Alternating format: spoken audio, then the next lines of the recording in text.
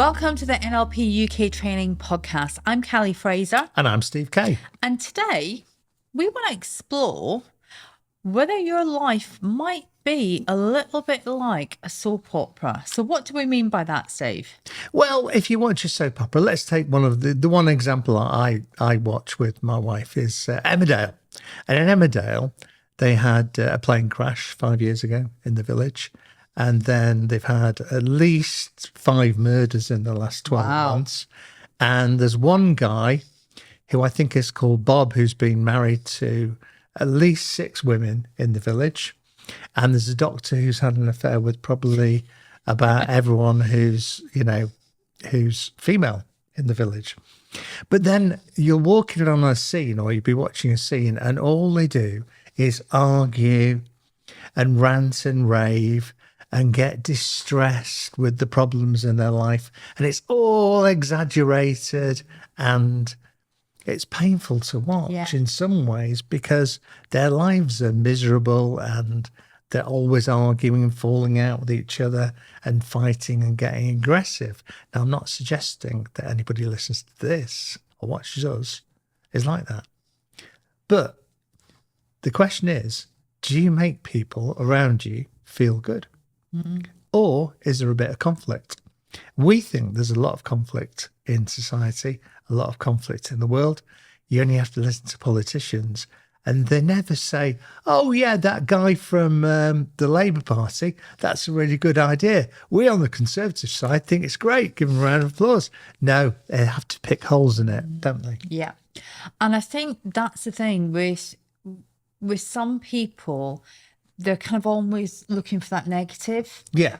Or putting things down, putting people down. So it's always, well, what about this? What about that? That's not good enough. Yeah. We want more. Or you could have done this. Yeah. Like the 5-year-old comes home from school with a painting. And Dad says, I'm not putting that on the fridge. What do you think it is? Go back in your bedroom and tidy it up a bit. Look how you got pencil over those edges. And this is it.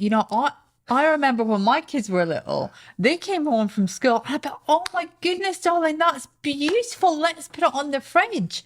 I had no idea sometimes what on earth I was looking at, but it made them feel good. Yeah, it encourages, doesn't it? Mm-hmm. So the other thing I've noticed, I've not done this for a long time because I've not worked in a big company for a long time. But sometimes you'd hear the sales department slagging off the finance department because they're stopping sales from going through because they've put somebody on stop. Well, the reason they put them on stop is because they're not paying the bills. So you hear organisations get a bit tribal sometimes rather than pulling together. There's a great cartoon, isn't there, of people on a boat and one end of the boat sinking. Mm-hmm. And the ones at the back end are like up in the water and they're like pointing, oh, yeah, you're sinking, you're drowning. Look at us, we're fine. Well, they're all in the same boat, aren't they? Yeah, absolutely. So we think it's about bigging up other departments. If you hear people criticising someone in another team or department, point out 2 or 3 things that they do really, really well. That'll open up their filters to stuff about that team. And I think, we talked about the Lasada line, don't we, on the NLP Practitioner, where we need to praise something at least 3 times as opposed to pointing something out that's a fault. So go away and look for the good. Can I tell you a story? So this relates to kind of appreciative inquiry. And I was in the hospital in Birmingham and we were doing some senior management training. And we had a consultant on the program. And I said, right, for your homework this week, I want you to go into work and only notice the good things that are going on. Anyway, they came back a week later and this consultant said, I was actually in an operating theatre on Sunday and everything, it was like a musical. Everybody came in and knew their place. And when the surgery was about to take place, the surgeon had everything at their disposal and the anaesthetist was there and everybody had everything in place. It was like a musical. And only without the wailing. So it's like a musical. Everyone knew their place and their part in it. And he said, I've never noticed that before. I've never noticed how organised we are and how well things go together and the effort that people put in and the teamwork was amazing. He said it was happening before, but it was only when you said, look for the good things, that I saw it, because otherwise I'd have been looking at things that were going wrong. And actually, we can do so much good by looking for the good. Yeah. Because when we start to see good things and we point those out, that amplifies it for everyone else. So when we kind of call out the good in someone, we amplify that. It's got a multiplier effect. So when you say to someone, oh my God, that was so good, they're more motivated to do that good thing again. Yes. Whereas, and we open up and see it. Yeah. Which is even more important, I think. And it's also, you can't underestimate the impact that can have on someone. So quite often, especially in the workplace, we might not know what someone's going through outside of work. And actually those few kind words about something they've done well, that can have a massive impact on someone, can't it? Yeah. And obviously you've got to mean it genuinely. Yeah. It's got to be a genuine thing.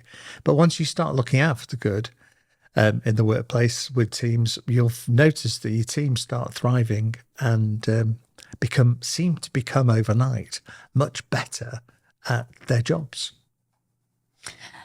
And it's not just in the workplace, it's with everything. Your friends, your family, your kids, your husband, your brothers, your sisters. I can remember just a few weeks ago, I got a message from someone that I know thanking me for making a real difference for them. Now, I hadn't realised at the time that I was even having an impact on this person, because what I'd said to them was very genuine. It felt to me like just an obvious thing to say, and I didn't think anything more of it. But for that person, what I'd said to them made such a difference, and I had helped them see things in a different way. So don't underestimate the impact that this kind of thing can have on other people. It's huge. So to summarise, go into work or at home and only notice the things that are being done that look good. Don't pick out stuff that could be improved. Just notice the good things. Number 2, big people up. Yeah. Make them feel good about themselves. People who feel good about themselves often produce better results.